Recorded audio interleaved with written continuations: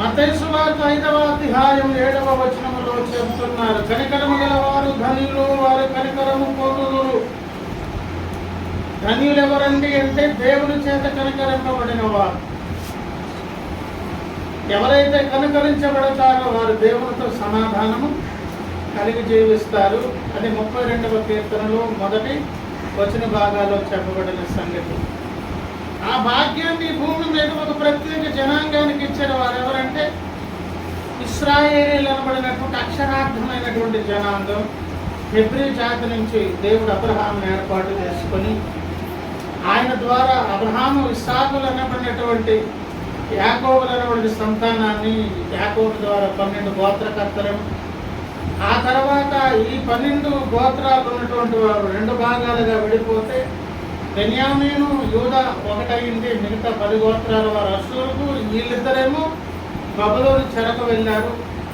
అషూరుకు వెళ్ళబడినటువంటి వారు అట్నుంచి అంటే సంకర జాతిగా లోకంలో కలగలిసిపోయారు. విడుదల పొంది తిరిగి రాలేదు. మరలా వెనక్కి వచ్చిన వారు బబులోను చరణించి వచ్చారు.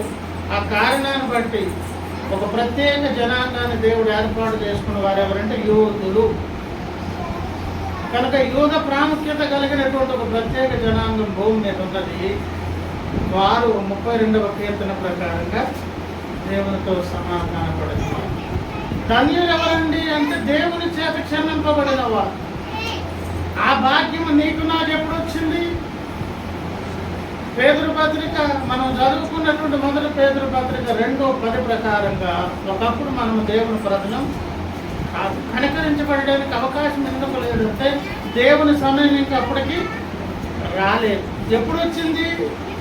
కాలము సంపూర్ణమైనప్పుడు దేవుడు తన కుమారుని ఈ లోకానికి పంపించారు. పంపించిన తర్వాత కూడా తన ప్రియ శిష్యులకు యేసయ్య ఆజ్ఞాపించారు, మీరు వెళ్ళండి, ఇద్దరిద్దరుగా వెళ్ళండి, వెళ్ళి వారికి ఏం చేయండి?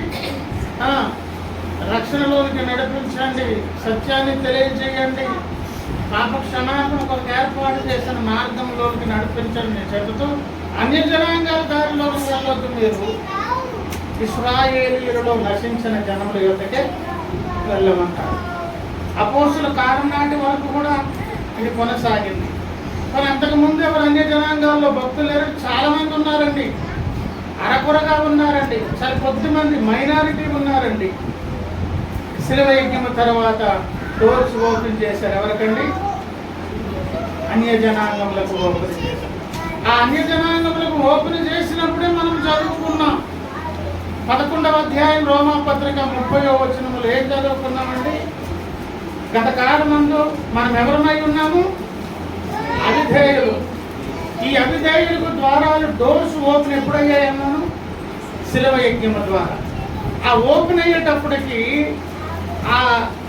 ఆ భాగ్యాన్ని మనకిచ్చే దాని కొరకు ఎవరు దాన్ని పోగొట్టుకున్నారండి? 13వ అధ్యాయం అపోస్తుల కార్యముల గ్రంథము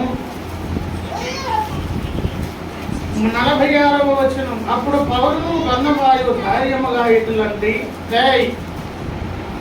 దేవుని వాక్యం మొదట మీకు చెప్పుట ఆవశ్యకమే, అయినను మీరు దానిని త్రోసివేసి మిమ్మును మీరే నిత్య జీవమునకు అపాత్రులుగా ఎంచుకొనుచున్నారు. గనుక ఇదిగో మేము అన్యజనుల యొద్దకు వెళ్ళుచున్నాం. ఆ కారణాన్ని బట్టి మేము అన్య జనాంగాల దగ్గరకు వెళ్తున్నాము అని అంటున్నారు. కానీ రోమాపత్రిక 11వ అధ్యాయం ప్రకారముగా ఏమండి 30వ వచనములో 31లో ఇప్పుడు వారి అవిధేయతను బట్టి మనము కరుణింపబడ్డాం. వారికి డోర్స్ క్లోజ్ అయ్యాయి. ఎందుకు క్లోజ్ అయ్యాయి అంటే అదే రోమాపత్రిక మనము గమనించినట్లయితే రోమాపత్రిక 9వ అధ్యాయము 30వ వచనం, అట్లయితే మనం ఏమందుము? నీతిని వెంటాడని అన్యజనులు నీతిని అనగా విశ్వాసం మూలమైన నీతిని పొందిరి. ఎవరు పొందిరి? అన్య జనాంగములు పొందిరి. దేని ద్వారా పొందిరి? విశ్వాసము ద్వారా పొందిరి. దేనిని వెంబడించిరి? నీతిని వెంబడించిరి. అది వరకు ఏమి వెంబడించలేదు, నీతిని వెంబడించలేదు. అంటే ఈ భాగ్యం ఎప్పుడు దొరికిందండి? ఏమండి 32 చూడండి. వారెందుకు అందుకొనలేదు? వీళ్ళెవరు? ఇశ్రాయేలీయులు. ఎందుకు అందుకోలేదు? వారు విశ్వాసం మూలముగా కాక క్రియల మూలముగానైనట్లు దానిని, ఆ క్రియలు చూడండి, కష్టాన్ని చూడండి, అలాగూ దేవుని ముందుకు వెళ్ళాలని అనుకున్నారు. ఎవరు? ఇశ్రాయేలీయులు. లేదు బాబు, లేదు బాబు, క్రియల మీద ఆధారపడినప్పుడు ధర్మశాస్త్రం క్రిందకు వస్తారు. విశ్వాసం మీద ఆధారపడినప్పుడు ధర్మశాస్త్ర శాపం నుంచి బయటకు వచ్చేసి విశ్వాసపు మూర్తీభవించినటువంటి విశ్వాసం అనే ఒక వ్యక్తి ఉన్నారు. విశ్వాసం అనేది ఒక ఫీల్ కాదు, ఒక ఎమోషన్ కాదు, భావోద్రేకం కాదు. విశ్వసించాల్సిన ఒక ఆయన ఉన్నారు. ఆయన పేరు నజరేయుడైన యేసు, మరియ కుమారుడైన యేసు.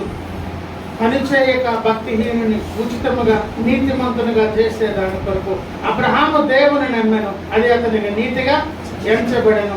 కనుక అలా నమ్మేదాని కొరకు ఆ నమ్మడమే ఒక నీతి, ఆ నమ్మాల్సిన వ్యక్తిని నమ్మడమే ఒక నీతి. ఆ కారణాన్ని బట్టి నీతిమంతులయ్యారు. దేనిని బట్టి?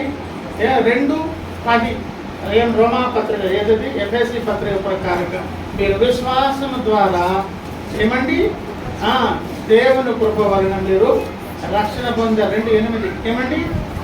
అది మీ వలన కలిగినది కాదు, దేవుడు వరముగా ఇచ్చారు. కానీ ఆ లోపల నీతి చూశారు. వీరికి విశ్వాసం ఉందా లేదా? ఎవరి మీద? యేసయ్య మీద.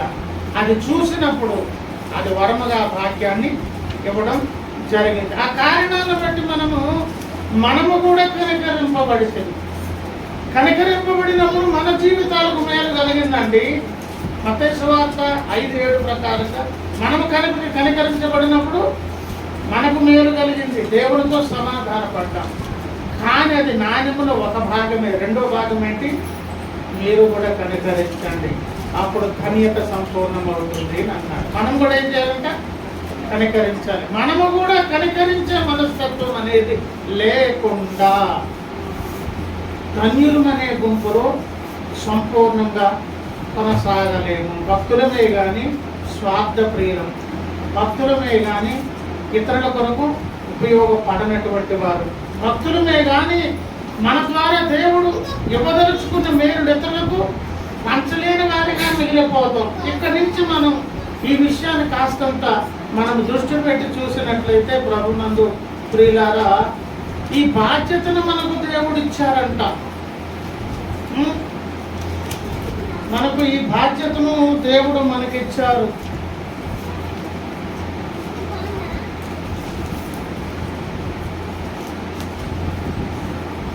దేవుని స్తోత్రం, హల్లెలూయా. చూడండి, ఎఫెసీయులకు రాసినటువంటి పత్రిక 4వ అధ్యాయము 32 అంటున్నారు.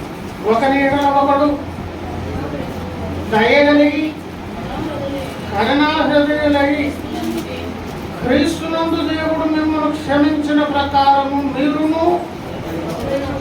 ఇదేమో కొలవద్ద. క్షమించండి. ఎలాగంటండి? మిమ్మల్ని క్షమించేటప్పుడు మీరు ఎలాగున్నారో చూసుకొని అప్పుడు క్షమించడానికి ఎవరు ఇష్టపడ్డారు? మనమేమైనప్పుడు ఉత్తమవుతున్నామా? అలాంటి పరిస్థితులలో క్షమాపణకు మనం అర్హులమయ్యాము కదా. అటువంటి మనస్సు మీరు కలిగి ఉండండి. కొలస్సీయులకు రాసినటువంటి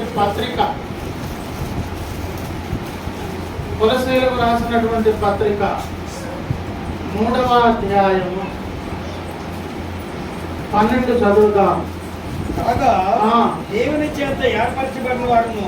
కాగా అంటే ఏమిటో కూడా చూద్దాం రండి. దేవుని చేత ఏర్పరచబడిన వారును, పరిశుద్ధులను ప్రియులైన వారికి తగినట్లు. ఏమండి?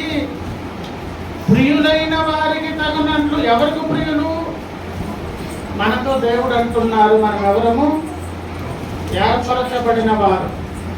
ఈ భూమి మీద ఉన్నటువంటి కోటాను కోట్ల జనాంగంలో నుంచి నిన్ను నన్ను దేవుడు ప్రత్యేకించుకున్నారు. రెండవ మాట, ఈ ప్రత్యేకింపబడిన వారికి ఉన్న పేరేంటి? పరిశుద్ధులు. ఈ ఏర్పాటులో ఉండి ప్రత్యేకింపబడినటువంటి వారు ప్రియులైన వారికి తగినట్లు, అంటే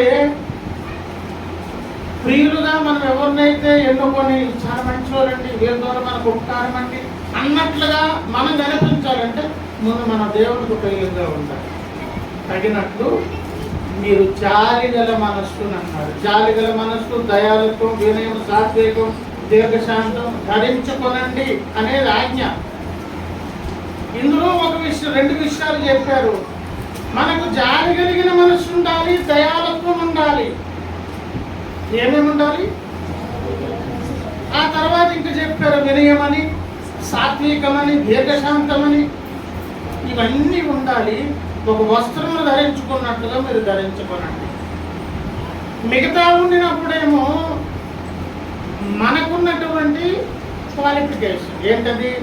మీరు దీనులండి, సాత్వికులండి, చాలా ఓపిక కలిగిన దీర్ఘశాంతులండి. ఇవి మన క్యారెక్టర్. అదే వినయమును, జాలిగా, దయాలత్వమును, జాలిగల మనస్సు ఏంటి చెప్పండి? వీళ్ళు ఎంతసేపు మేలు పొంది ధనియులుగా ఉండటమే కాదు, వీరు ప్రియులు. ఎందుకు ప్రియులో తెలుసా? వీరి ద్వారా ఇతరులు కూడా లాభం పొందుతారు, క్షేమం పొందుతారు. కనుక ఇక్కడ అంటున్నారు, కాగా దేవుని చేత ఏర్పరచబడినటువంటి మనము వ్యక్తిగతంగా ఒక క్యారెక్టర్ కలిగిన వారముగా, అర్హత కలిగిన వారంగా మాత్రమే కాదు, మనకు జాలి కలిగిన మనస్సు ఉండాలి, దయాలత్వం ఉండాలని ధరించుకోమని అంటున్నారు. కానీ మనం చేతన ఉన్నాం పిల్లరా. అందుకే కాగా అని మొదలు పెట్టారు. వచ్చిన తులసి పత్రిక 3వ అధ్యాయము 9-10 వచ్చిన భాగాలను చదువుతున్నాను, చూడండి. ఏమండి? యాలేనగా ప్రాచీన స్వభావమును లేదా ప్రాచీన పురుషుని దాని క్రియలతో కూడా మీరు పరిత్యజించి జ్ఞానము కలుగు నిమిత్తం దానిని సృష్టించిన వాని పోలిక చొప్పున. ఏమండి? దేని సృష్టించిన వాని పోలిక చొప్పున? నవీన స్వభావమును సృష్టించిన వాని పోలిక చొప్పున నూతన పరచబడుతున్న ఇది జరుగుతున్న కార్యం మన మీద. ఈ నూతన పరచబడుతున్నప్పుడు ఏమి స్వభావం వస్తుంది? నవీన స్వభావం. ఎవరు సృష్టించారు? సృష్టికర్త అయిన దేవుడు అని చెబుతూ నవీన స్వభావమును ధరించుకొని ఉన్నారు. ఇంతకు ధరించుకోవాలా? ధరించుకొని ఉన్నామా? దేవుని వేరు చేయాల్సింది చేసేసారు. మనకు యెషయా గ్రంథంలో ఉంది కదా, సియోను లెమ్ము నీ బలము అని అంటున్నారంటే అందుబాటులో ఉన్నది, ప్రక్కనే ఉన్నది. నువ్వు కాస్త చెయ్యలో పెడితే దొరుకుతుంది. రక్షణ పొందిన విశ్వాసి జీవితంలో ఏమేమి మేలులు కలగాలో ప్రతి దానిని చాలా అనుకూలంగా వీళ్ళకంటే దొరికే విధంగా ఏర్పాటు చేసి దేవుడు పెట్టాడు. ధరించుకోండి అని చెబుతున్నారు. తరువాయి వచ్చినారు ఇక్కడేమన్నారు?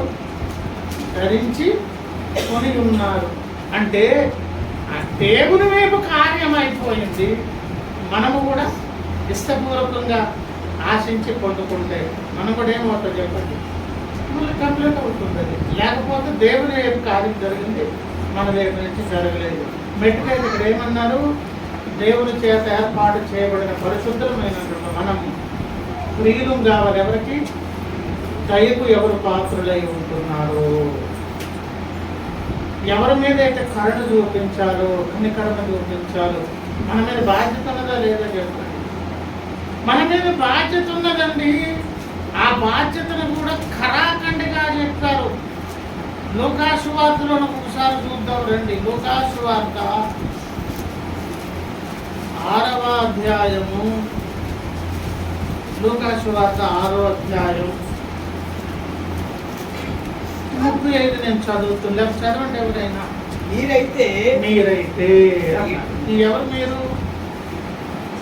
దేవుడు తన సంఘంతో లేదా తన శిష్యులతో లేదా తన ప్రజలతో మాట్లాడుతున్నారు. బాబు మీరు కదా. మీరైతే అంటే వీళ్ళు ఎవరు? ఏర్పాటున్నవారు, పరిశుద్ధులను పిలువబడినవారు, వీళ్ళు ఏమండి దేవునికి ప్రియులు, అంతేకాదు వీరు చాలి కలిగిన మనసు కలిగిన వారు, వీరు దయ కలిగినటువంటి వారు, వీరు ప్రతినిత్యం కనికరింపబడడం మాత్రమే కాదు ఇతరులను కనికరించే ఒక బాధ్యతను తీసుకున్నవారు. ఈ లక్షణాలన్నీ కలిపినటువంటి గుంపు పేరు ఏం గుంపాడు? దేవుని సంఘం. మీరైతే ఎట్టి వారిని గూర్చి అయినను నిరాశ చేసి కొనక. మీరు ఇప్పుడు మీకు రౌండ్ చేసుకోవడానికి ఇష్టం అయితే అంటే నా దగ్గర ఏమి ఉండవట్లే, టిక్లు పెట్టాలి.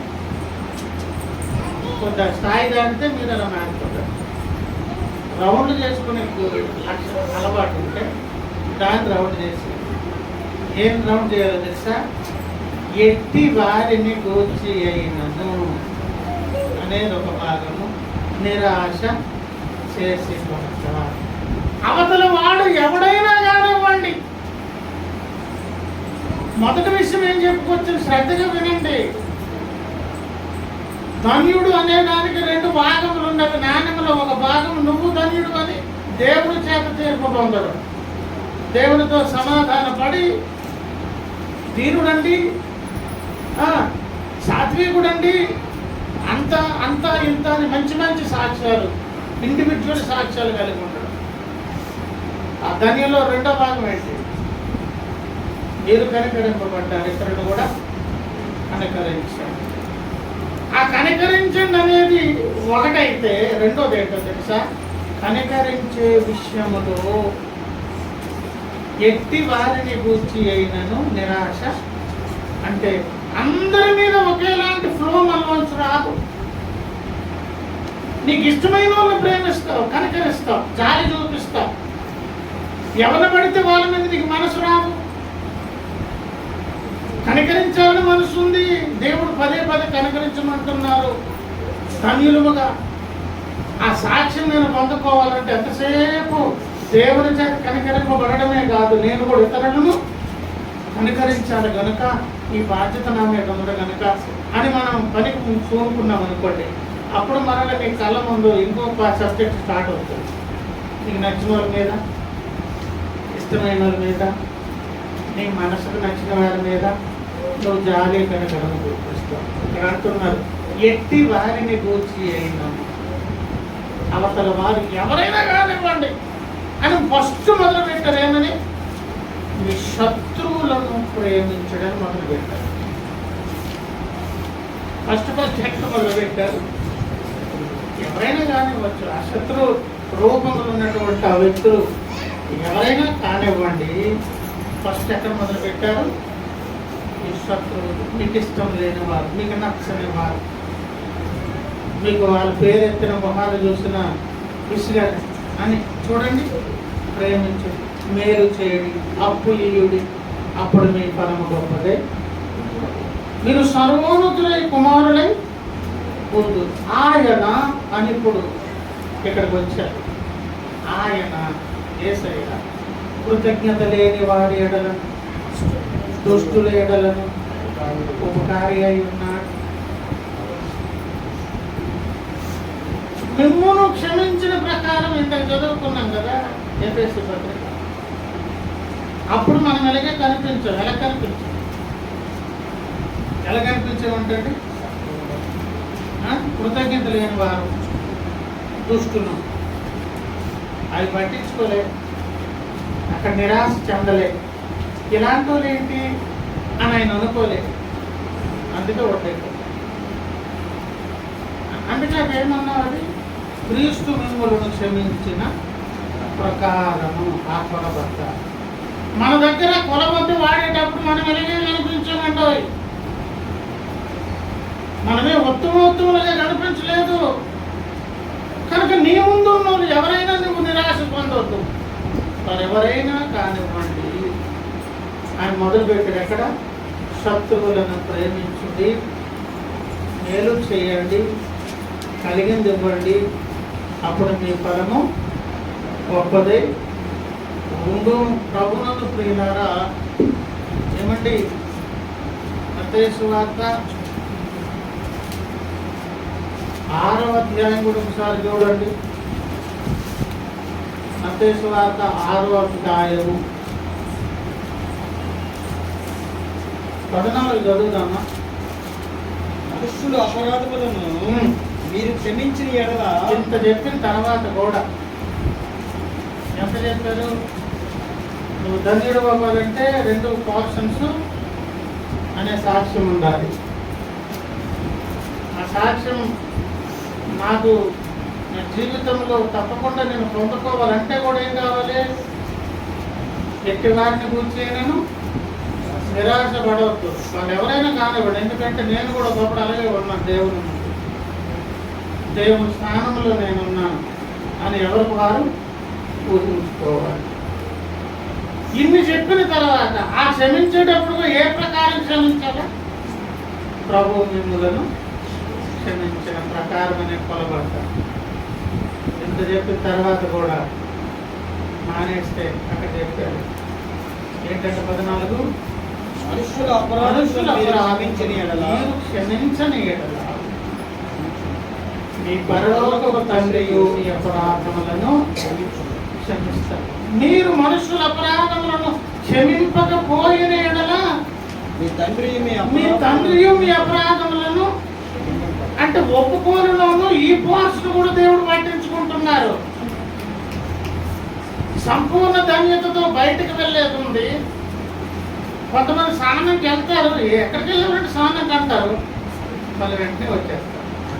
అలాంటి వాళ్ళు మన చేతిలో కూడా ఉన్నారు. ఏమండి, అప్పుడు కొంచెం మా స్కూల్కి వెళ్ళేటప్పుడు మొత్తాడు చెక్ చేయండి అనేవాళ్ళు. అప్పట్లో అప్పుడు స్కూల్లో ఏం చెక్ చేయమనేవాళ్ళు? ఇప్పుడు ఇలాంటి చెక్కింగ్లు ఉన్నాయి. మొత్తం కట్ట మార్చారు. ఇప్పుడు గొడవ ఏర్పడి అది తడిసి ఉంటే వీడు స్నానం చేసినట్టు. కాకపోతే తెలివి ఎక్కువైపోయినారు. మొత్తం మాత్రం తడుకుని వచ్చేస్తుంటే స్నానం అయిపోయింది అనుకున్నాం. దేవుని ఇంటిలోనికి వచ్చి సంపూర్ణంగా కడుగుతాం. దేవుని ఇంటిలోనికి వచ్చి సంపూర్ణ దేవునితో బయటకు వెళ్ళాలి అని అంటే దేవుడు అంటున్నారు, మీరు క్షమించకపోతే మీరు కూడా దేవుడి చేత క్షమింపబడరు. లోకసభత్తులు సందేశం చెప్పారు, అక్కడికి వెళ్ళట్లేదు. ఒక ఆయన కొన్ని లక్షలు అప్పు ఉన్నాడు. యజమానుడు, సార్ ఓర్చుకోండి సార్, నా పరిస్థితి ఇదండి, నా బాధని కష్టమంతా చెప్పుకున్నాడు. సర్లే క్షమించాను పోవంటాడు. ఆయనకి ఇంకొక ఆయన ఏమండి ఎంత 2 దాని ఎంతనైనా 50 రూపాయలు, 150. ఎన్ని జనాలు అంటే 50 రూపాయలు గల్లా పట్టుకొని స్టేషన్కి అప్పగిస్తారు. అక్కడ కూడా ఈ సందర్భం అంటే అది అవన్నీ చెప్పుకుంటూ పెరుగుద్దని చెప్పట్లేదు. విస్తారమైన నీ పాపముల దోషంలో క్షమించాను కదా, మరి నీకు బాకీ పడిన వాడిని ఎందుకు క్షమించావు? నువ్వు కనుక నువ్వు కట్టు మొత్తం కట్టు. లక్షల రూపాయలు ఫ్రీగా ఇంకా కొట్టేసాను పో. ఏమన్నా అంబానీ అదాని దగ్గరికి వచ్చినట్టు ఏమ్మా అని అంటే ఏం చేశారు? ఒక 50 రూపాయలు క్షమాపణ పొందినందుకు లక్షల అప్పున్నలు యాచిస్తా మీరు మీ మనుషుల పాపములు క్షమించలే కదా, పరలోక తండ్రి కూడా మిమ్మల్ని క్షమించాలి. మొదటి భాగం ఏంటి? నన్ను క్షమించాలి, ప్రభు క్షమించినప్పుడు ఎట్టి వాటి గురించి కూడా నిరాశపడవద్దు. అలా క్షమిస్తేనే మనం ఏమో క్షమించబడుతుంది. అలా క్షమించడం వలన కూడా దేవుడు దాన్ని లాభంగా మార్చేస్తాడండి. అలా చేయడం వలన కూడా మనకు అది లాభము. 1-2 వచనాలు చూద్దాం. సామెతల గ్రంథము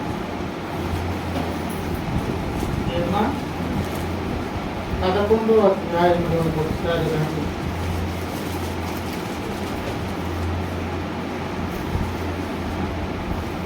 11-17 ఏమన్నారు? దయగలవాడు తనకే మేలు చేసుకును. ఏంటంటే ఎవరంటే ఏం కలిగిన వాడు?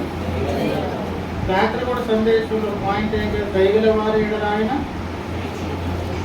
మూర్ఖులు ఆయన వికటముగా దయగలిగిన వారిని సైడ్ హెడ్డింగ్ పెట్టుకుంటుంటే ఇవన్నీ అన్నమాట. ఎవరు కనికరించడం, దయ చూపించడం, ఏమండి ఇవన్నీ దానికి జాయింట్, ఇవన్నీ కూడా దయగలిగిన వాడు ఏం చేసుకుంటాడంట, తనకే మేలు. క్రూరుడు శరీరమునకు బాధ తెచ్చుకోను. ఈ రెండింటిని పక్కన ఎందుకు పెట్టారు? దయలేని వాడు క్రూరుడు. ఇలాంటి అవకాశాలు కావాలని దేవుడిచ్చి మన ముందుకు కొన్ని సిచ్యువేషన్స్ పంపిస్తారు. పంపించి ఏం జ్ఞాపకం చేస్తారంటే, నువ్వు కనికరించబడ్డావు కదా, నీకేంటి ఎదుటి వారి మీద కనకరం రావట్లేదు? క్రూరుడువా, దయగలిగిన వాడవా? 13వ అధ్యాయంలో ఒకసారి రండి, 14 చూడండి ఒకసారి. సామెతల గ్రంథము 14వ అధ్యాయము వెతుకుంటున్నాం.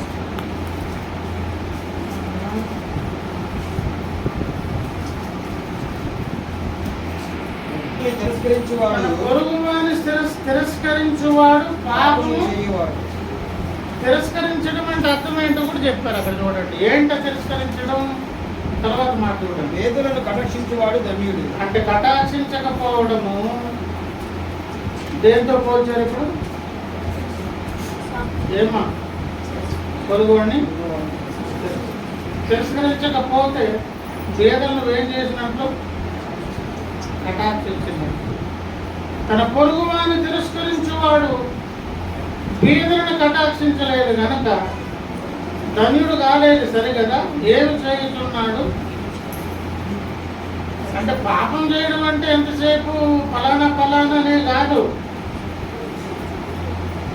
దీనికి ముందు ఏం చెప్పుకున్నాం? ఇలా క్షమించడం వల్ల లాభములు అనుకున్నాం. మొదటి లాభం ఏంటి? తనకు తానే మేలు చేసుకున్నాము. రెండవది ఏంటి? ధన్యుడు అవుతాడు. దేనికి ధన్యుడు అవుతాడు? పాపం చేయకుండా ఉండడం ధన్యత కాదు అసలు. లోకంలో ఒక సామెత ఉన్నది, ఐశ్వర్యవంతుడు ఎవరంటే డబ్బున్నాడు కాదు, అప్పులేనోడు. ఐశ్వర్యవంతుడు అంటే ఎవరు? డబ్బున్నాడు కాదు. నాకు 10 లక్షలు కనుక డబ్బున్నాడు కాదు. డబ్బున్న దగ్గరికి వెళ్ళండి. బ్యాంకులు వేల కోట్లు ఎందుకు మోసం చేస్తున్నారు? దానికి పెట్టి దీనికి పెట్టి బయట మాత్రం ఇంత అమౌంట్ చూపిస్తుంది. అంత పెద్ద వల్ల లోపల కనుక ఇలాగా ధన్యుడు అంటే ఏం చేయని వాడు? పాపం చేయని వాడు. పాపం చేయడం అంటే ఫలానా కదా బ్రదర్ అంటే నిజం. ఫలానా అంటే ఇంకో ఫలానా ఏంటి? పేదలను కటాక్షించకపోవడం అంటారు. 19వ అధ్యాయం కూడా చూడండి ఒకసారి. సామెతల గ్రంథం 19వ అధ్యాయం 17 చూడండి. పేదలను కనికరించువాడు, మళ్ళీ మొదటికి వచ్చాను చూడండి. పేదలను కనికరించేవాడు యెహోవా కప్పించువాడు. దేవుని కూడా ఒప్పవచ్చా? ఎవరు కప్పించేవాడు? అలాంటి గ్రంథం 3:10లోనేమో దేవుని జోబుకి చిల్లు పెడుతున్నాడు. దేవుని జోబు కొట్టేసేది ఎక్కడ? అలాంటి 3:10. దశంభంగా దొంగిలించిన వాళ్ళందరూ పాస్టర్ గారికి ఎగనామ పెట్టట్లేదు. మీరు ఏదనుకుంటారు అన్నమాట, పాస్టర్ గారికి ఇవ్వడం మానేసి నేనైతే ఉద్ధరించామనుకుంటారు. కానీ మీరు ఎవరు చేయబెడితే ఎక్కడ పెడుతున్నారు చేతులు? అలాంటి గ్రంథం 3వ అధ్యాయం ఏంటమ్మా? 3వ అధ్యాయం చూద్దామా? 8. మానవుడు దేవుని యొద్ద దొంగిలినా అయితే మీరు నా యొద్ద దొంగిలితురి. దేని విషయంలో నీ యొద్ద దొంగిలితమని మీరు అందరూ 10వ భాగమును ప్రతిష్టాపనలను ఈయక దేవునికి ఇవ్వాల్సింది దాచుకొని ఇవ్వడం మానేసి, నచ్చి తెచ్చి లేకపోతే మానేసి అంటే పాటగారికి ఏమి నష్టం కాదు. వానికి ఇంకొక వైపు నుంచి దేవుడు సాయం చేస్తారు. అసలు ఎవడో ఇస్తే బతకాల్సిన పని ప్రాప్తి గారికి లేదు. ఎవరికి ఉందో లేదు, కానీ నేను అసలు కాదట్లేదు. నువ్వు 1 కోటి రూపాయలు తెచ్చినా ఇవ్వకపోయినా నాకు అసలు ఖాతనే ఉండదు. అసలు నన్ను పిలిచిన దేవుడు నన్ను ఎలా పోషిస్తారు ఆ దమ్ము నాకు ఉంది. కానీ ఇక్కడ దేవుడు ఏమంటున్నారు? దేవుని జోబు కొట్టేసేటటువంటి పరిస్థితి. కానీ ఇక్కడేమన్నారు? 19వ అధ్యాయం సామెతల గ్రంథం, పేదలను కనికరించేవాడు యెహోవా కప్పించువాడు.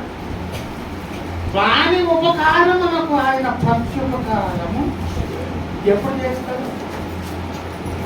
ఎప్పుడు చేస్తారంటండి? కీర్తనల గ్రంథము 41వ కీర్తన కదండి ఒకసారి మొదటి వచనం. ఎదురును కటాక్షించువాడు ధన్యుడు. ఆపత్కాలమందు యెహోవా వారిని ఎప్పుడు సుఖంగా కథ నడుస్తుందని కళ్ళగానికండి. పోయిన వారం ఎప్పుడో సాక్ష్యం శశి చెప్తూ నాకు వచ్చిన వాగ్దానం ప్రకారం ముడిచిపోయాను అందరూ. అదే ఏం జరగలేదు కదా, అన్ని ఏం బాగుంటాయి. ఒక్కసారి జస్ట్ ఇలా దేవుడు అంటే నేల నాకేస్తాను. 100 కోట్లు 1000 కోట్లు ఉన్నోడికి దిక్కు ముక్కు లేదు. తిప్పు కొడితే 4-5 కోట్లు మన దగ్గర లేదు. వేసుకున్న కోట్లు తప్ప మన బతుకెంతండి, మన పదం ఎంతండి? కనుక ఆపత్కాలాలు ఉన్నవి కనుక దానికి ముందే నువ్వు ఒక చక్కని ఏర్పాటు దేవుడు తప్పేవాడు. దేవుడు తప్పుడు ఆయన ఎప్పుడు వస్తారండి? కాగితాలు వీలునామా లేకుండా ఇచ్చేలా అదే అంటే ఇవ్వడం అంటే ఎవరికి ఇవ్వాలంటే ఎట్టి వారిని పూర్చి అయినను నిరాశ చేసి శత్రువైనా కానివ్వండి. అది నీకు అవకాశం ఉండినప్పుడు, అవతలకు అవసరం ఉండినప్పుడు నీ స్థానంలో నువ్వు ఎలా స్పందించాలో తెలుసా? క్రీస్తు నిన్ను క్షమించిన ప్రకారంగా చాలి చూపించి, దయ చూపించి, కనికరించి, ఇవేమి లేకుండా ఉండుట కూడా ఒకటి చేయుట. ఏమి చేయుట? నేనేం పాపం చేస్తాను, నాకేం మాలిన్యం అంటే పాపంలో భాగం ఇది కూడా. అది చేయకపోవడమే అప్పు లేని వాడే ఆశపరుడు అన్నట్టుగా పాపం చేయని వాడు ధన్యుడు. ఈ చేసిన దాన్ని కూడా దేవుడు మళ్ళీ ఎక్కడ దాచి ఉంచుతున్నారు? ఏదో బ్యాంకులో సొమ్ము నిల్వ చేసి ఉంచినట్లుగా. ఎప్పుడైతే నీకు ఆపద కలుగుతుందో, ప్రమాదం వస్తుందో, కష్టం వస్తుందో, ఎప్పుడైతే నీకేదైనా ఒక ప్రతికూల పరిస్థితి వస్తుందో అక్కడ తీసుకొచ్చి దేవుడు అందుకన్నారు కదా ఇంకొక మాట, చక్కని మాట, నీ ఆహారమును నీళ్ళ మీద వేయము. అది ఎప్పుడు దాన్ని ఇవ్వాలో దేవుడు అప్పుడు ఇస్తాడు. ఏది నేను చెప్తున్నాను, నువ్వు సృష్టించలేనిది ఏదైనా కానీ దేవుడు అందరూ సృష్టించింది.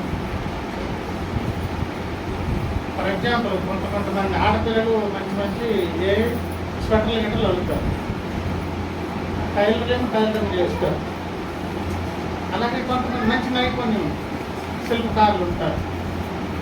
చాలామంది విషయం చెప్పనా, వాళ్ళు కూడా నిర్మాణకులు కాదు.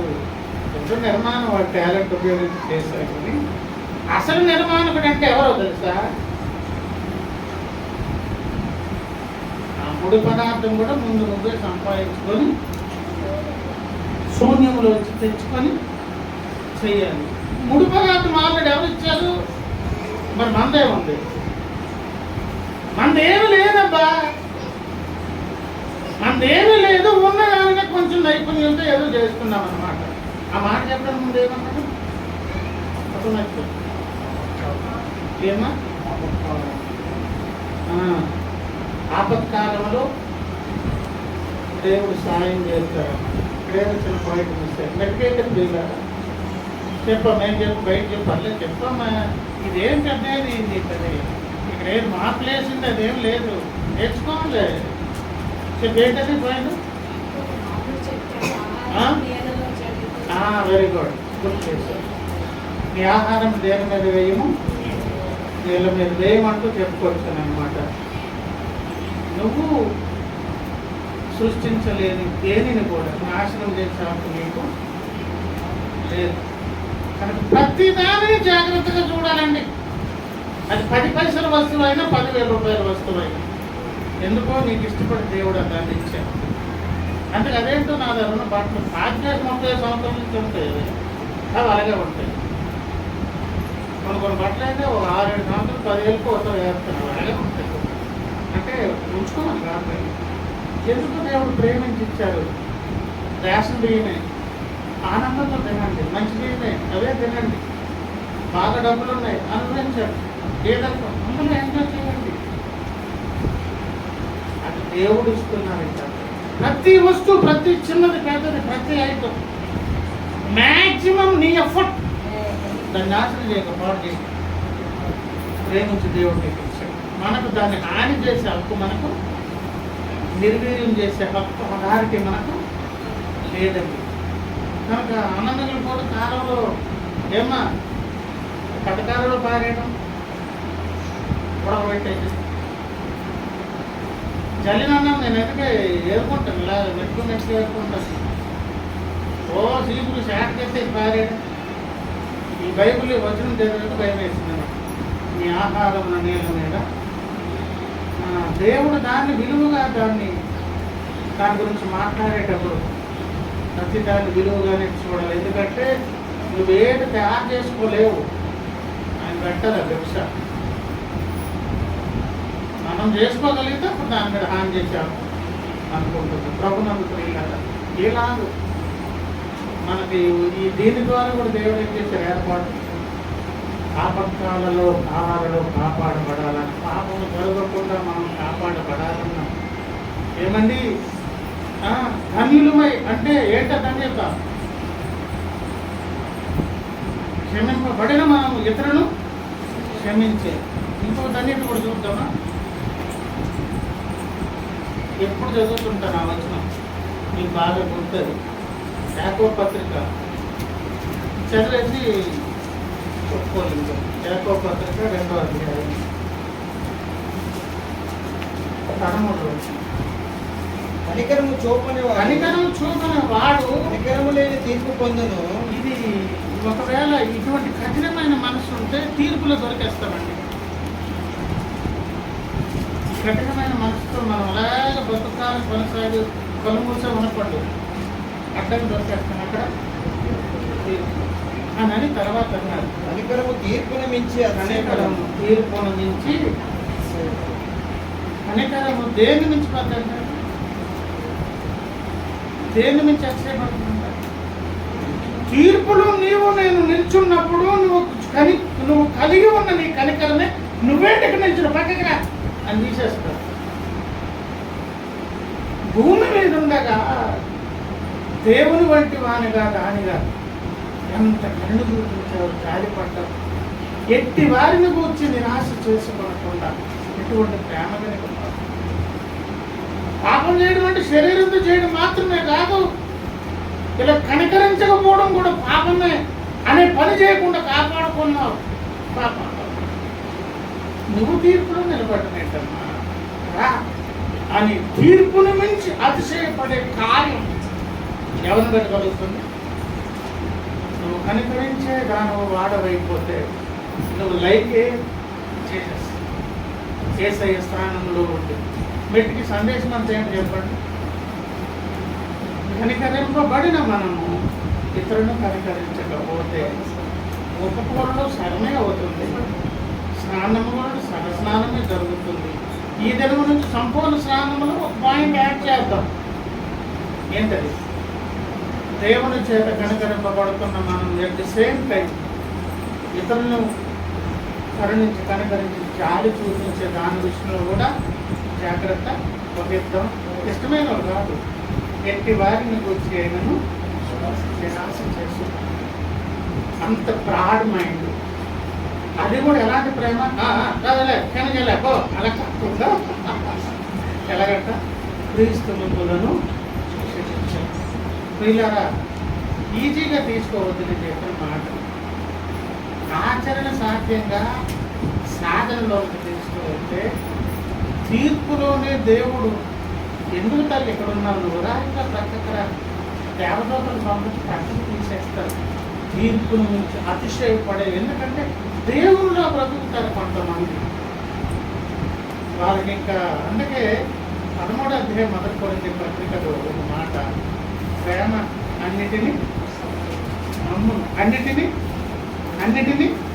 నమ్మును. తప్పును అనేది పాపంలో పాపము, అది పేదలు ఒక అన్నిటినీ నమ్మడం అంటే అర్థం ఏంటి? తెలిసి కూడా నమ్మడం అన్నమాట. అన్నిటినీ నమ్మను అనే దానికి ఎగ్జాంపుల్ ప్రవక్త చెప్తారు. ఇస్కరియోతు యోధాన్ని నమ్మడం, ప్రేమ అనే యేసయ్య నమ్మారు. ఎవరు నమ్మారు? ఎప్పుడు నమ్మారు? వీడే రేపు అమ్మేస్తాడని ఎవరికి తెలుసు? అప్పుడు నమ్మాడు. ప్రేమకున్న లక్షణం అది. మరి అటువంటి లక్షణాలు కలిగిన వాళ్ళు భూమి మీద బ్రతికితే వాళ్ళు దేవుళ్ళ ఉన్నా బాబు అంటారా? ఇలా దేవుడు తీర్పులో నిల్చుంటే దేవుడు ఊరుకుంటారా? దేవుడిని తీర్పుల నుంచి పెట్టారంట. దేవుడుగా దేవతలుగా చేసేంత భాగ్యం భూమి మీద ఉండే వ్యక్తిని దేవుడు ఎన్ని అవకాశాలు ఇస్తున్నాడు. ప్రభువునందు ప్రియులారా, కనుక ఇక నుంచైనా ఈ పాయింట్ కూడా మన యొక్క ఏమండి భక్తి సాధనలోను ఒప్పుకోడులోను పరీక్షించుకోవాలి. నిజమా కాదా? మనకు ఆ మనసు ఉన్నదా లేదా? అది లేకుండా అప్పుడు కూడా మనం ఒడ్డెక్కుతున్నాం. ఆపరగా సంపూర్ణంగా కాదు, సంపూర్ణంగా దేవుని చేత కడుగుబడి ధన్యులు ఉన్నారండి.